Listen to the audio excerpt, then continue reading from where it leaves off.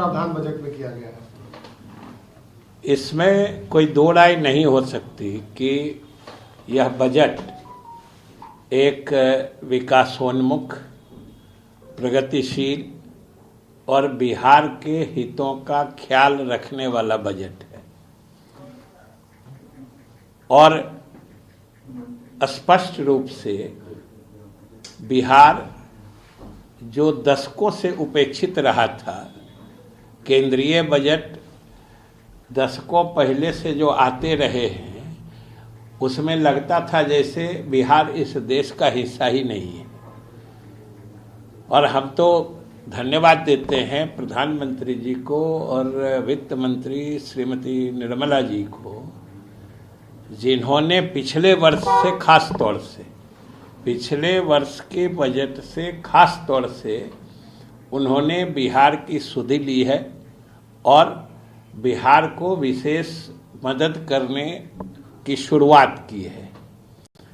और अगर गहराई से गौर करिए तो बिहार इस मदद का 100% हकदार रहा है और वो इस रूप से कि बिहार के पास सीमित संसाधन है, प्राकृतिक संसाधन या आर्थिक संसाधन, ये पूरा देश जानता है, क्योंकि हमारे पास खान खदान नहीं है, न सैकड़ों किलोमीटर का समुद्री किनारा है, न हमारे यहाँ सोना और हीरे की खान है। तो जो भी है बिहार के लोगों की मेहनत का परिणाम है और नीतीश कुमार के नेतृत्व का परिणाम है कि आज बिहार अपने सीमित संसाधनों के बावजूद किसी भी विकसित प्रदेश के जो विकास की गति है हम उससे टक्कर दे रहे हैं। आज हमारी किसी क्षेत्र में उपलब्धि जो हो रही है, किसी विशेष क्षेत्र में हमारा प्रगति दर राष्ट्रीय औसत से ऊंचा ही रह रहा है, ये बिहार की विश्वसनीयता प्रमाणित करता है, जो हम बराबर केंद्र सरकार को बताते रहे हैं और विशेष सहायता की मांग करते रहे हैं। तो हम लोग तो धन्यवाद देते हैं केंद्र सरकार को और प्रधानमंत्री जी, वित्त मंत्री जी को कि उन्होंने पिछले बार से विशेष रूप से, यूँ तो शुरू से कुछ देखने की कोशिश हो रही थी, लेकिन जो पिछले बार उन्होंने विशेष सहायता दी है, इस बार भी विशेष सहायता दी है, हम लोग उसके लिए उनको धन्यवाद देते हैं। और दशकों से उपेक्षित बिहार को अब उसके हक मिलने की शुरुआत हो चुकी है, जो आने वाले भविष्य में और भी ज़्यादा बढ़ने की उम्मीद है। और जैसे देखें कि आप जो जिस भी चीज़ में देखिएगा, पिछले बार निर्मला जी ने जो 11,000 करोड़ का हमीला विभाग, जल संसाधन विभाग को विशेष मदद की घोषणा की थी, हम लोग उसके उपयोग की योजना बना चुके हैं, वो क्रम जारी है। इस बार भी उन्होंने जो हमारा पश्चिमी कोसी नहर परियोजना है, खास तौर से मिथिलांचल के इलाके के लिए, उसके लिए उन्होंने मदद देने की बात की है। और सबसे बड़ी बात कि दो राष्ट्रीय स्तर के संस्थान, एक तो national institute for food technology जो है, राष्ट्रीय संस्थान खाद्य टेक्नोलॉजी जिसको प्रौद्योगिकी कहते हैं, और प्रसंस्करण के राष्ट्रीय संस्थान बनेगा। मैंने बिहार इन सब क्षेत्रों में जो तकनीकी रूप से प्रगति होगी उसका केंद्र बनेगा। ये तो बिहार को बहुत बड़ी सौगात है। इसी तरीके से मखाना बोर्ड बनेगा। समझिए आज बिहार के किसान मखाना के क्षेत्र में अद्वितीय उपलब्धियां हासिल कर रहे हैं। पहले मखाना सिर्फ मिथिला क्षेत्र में दरभंगा मधुबनी तक सीमित रहता था, आज पूर्णिया कटिहार के इलाके में जाके देखिए, मखाना आज बिहार का मखाना देश में ही नहीं पूरे विश्व में समझिए चर्चित हो चुका है और ये सब जगह डिमांड में रहता है। और एक और बात जो मैं कहना चाहता हूँ कि आप देखिए कि बिहार जो दशकों से उपेक्षित था और बिहार का हक आज उसको माना जा रहा है, बिहार के हक की आवाज़ सुनी जा रही है और बिहार के विकास को कुछ सहायता देने के लिए प्रधानमंत्री जी और वित्त मंत्री जी ने कदम बढ़ाया है, आगे बढ़ के वो मदद कर रहे हैं। इसमें जरा जो विपक्षी पार्टियां हैं, खास के इंडिया ब्लॉक जो है, जिसमें कांग्रेस, राजद, लेफ्ट पार्टियां, जो कम्युनिस्ट पार्टियां हैं, वो सब शामिल हैं। उनका लगता है जैसे कलेजा फट रहा है। कह रहे हैं केंद्रीय बजट नहीं है, बिहार का बजट है। अरे भाई, हम तो इन लोगों को बताना चाहते हैं, इंडिया ब्लॉक के लोग, जिनको बिहार को जब कुछ मदद मिलती है तो इनकी बेचैनी बढ़ जाती है, परेशान दिखते हैं, कलेजा पे सांप लौटने लगता है। ये बिहार की जनता बड़े गौर से देख रही है कि बिहार को तरक्की में कोई मदद दे तो इनको सुहाता नहीं है। तो आखिर जनता सब नोट कर रही है और इसके हिसाब करने का दिन भी अब नजदीक आ रहा है। समय आएगा, जनता ही इसका हिसाब करेगी। सर, पी चिदम्बरम ने अभी प्रेस कॉन्फ्रेंस करके साफ तौर पे कहा है कि ये जो निर्मला सीतारमण का बजट है, ये सिर्फ टैक्स पेइंग मिडिल क्लास और बिहार इलेक्ट्रेट के लिए बजट था। The announcements will be welcomed by 3.2 crore tax-paying middle class and 7.6 crore voters of Bihar. For the rest of the India, the finance minister has nothing but soothing words. देखिए, tax वाले में भी उनका budget जो है संतुलित है।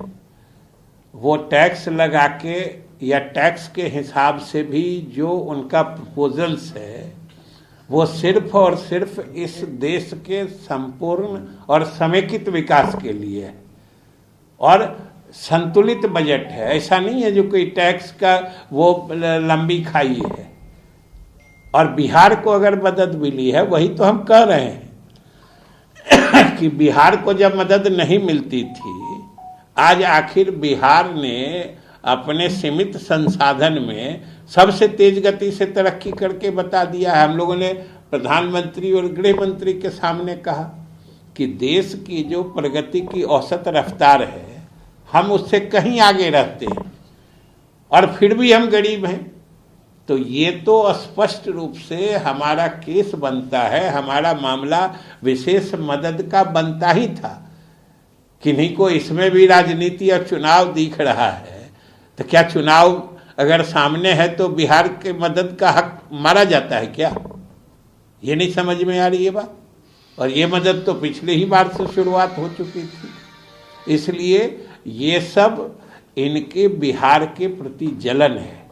ये वो लोग हैं, इंडिया ब्लॉक के लोग, चाहे उसमें कांग्रेस है, राजद है, वामपंथी पार्टियां हैं, ये लोग बिहार को पिछड़ा ही रखने की साजिश में सम्मिलित रहते हैं। और बिहार को अगर आज केंद्र सरकार, प्रधानमंत्री मदद करके आगे बढ़ाना चाह रहे हैं तो इनको न जाने क्यों पीड़ा होने लगती है। सर, एक और है। सर, इंडिया ब्लॉक में भी डबल स्टैंडर्ड दिख रहा है। तेजस्वी कह रहे हैं कि कुछ नहीं मिला, आईवॉस है, वही जयराम रमेश कहते हैं कि ये तो बिहार को ही मिला है, तेलंगाना को कुछ नहीं मिला। देखिए, इंडिया ब्लॉक अपने आप में अंदरूनी विरोधाभासों से भरा हुआ है। ये कोई पहली दफा थोड़े ना। एक को लगता है कि पूरा बजट ही बिहार को दे दिया गया है, किसी को लगता है बिहार के लिए कुछ भी नहीं है।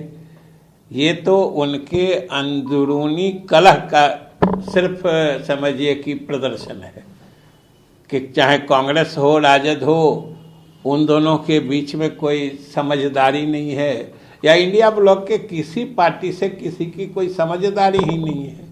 ये सब जो अंदरूनी विरोधाभास है वो उभर कर सतह पर आता है।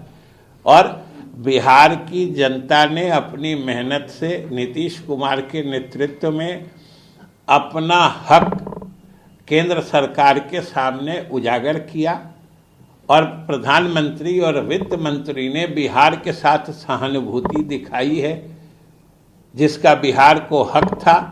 ये स्वागत योग्य ही नहीं है, बल्कि ये आभार प्रकट करने का मामला है। बिहार के लोग केंद्र सरकार के आभारी हैं। फायदा होगा आम आदमी को, खासतौर पे पीड़ित, जो कैंसर से पीड़ित परिवार रह रहे हैं। नहीं, कैंसर से पीड़ित परिवारों को तो मदद देने की योजनाएं शुरू से केंद्र सरकार और राज्य सरकार दोनों बना ही रही है, और इसमें भी उन्होंने कुछ विशेष घोषणाएं की हैं। तो खास तौर से जो कैंसर से पीड़ित लोग हैं, खास तौर से गरीब लोग, उनको काफ़ी मदद मिलेगी। और आप जानते हैं कि कैंसर की दवाएं अत्यधिक महंगी होती हैं, गरीबों के बस में नहीं होता है। तो दवाएं सस्ती करना, फिर उन सस्ते मूल्यों पर भी गरीब लोगों को दवा खरीदने के लिए सरकार अलग से वित्तीय सहायता भी देती है, राज्य सरकार भी देती है।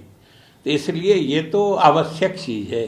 ये सब तो समाज कल्याण के नाम पर जो किसी भी सरकार का लक्ष्य होता है, आदर्श होता है, उसमें ये सब चीज़ें जरूरी होती है। तेजस्वी यादव ने कहा है कि बिहार के साथ सौतेला व्यवहार किया है। अब लीजिए, यही ना हमने कहा कि ये और कुछ नहीं है, ये इंडिया ब्लॉक के अलग अलग पार्टियों के अंदरूनी कलह का परिणाम है कि जिनके साथ वो खड़े होते हैं, जिनके पीछे खड़े हैं, वो कह रहे हैं कि सारा बजट ही बिहार को दे दिया, बिहार के लोगों के लिए इस देश का खजाना लुटा दिया। उनके नेता कहते हैं इंडिया ब्लॉक के, अब वो कहते हैं कि कुछ नहीं दिया। ये अंदरूनी विरोधाभास है। जनता दोनों को देख रही है कि एक को बिहार को कुछ मिलता है तो कलेजा फटता है, और दूसरे को बिहार को मिलता भी है तो उनको कुछ नहीं दिखता है। इन दोनों को जनता पहचान रही है। समय आ रहा है, जनता हिसाब करेगी।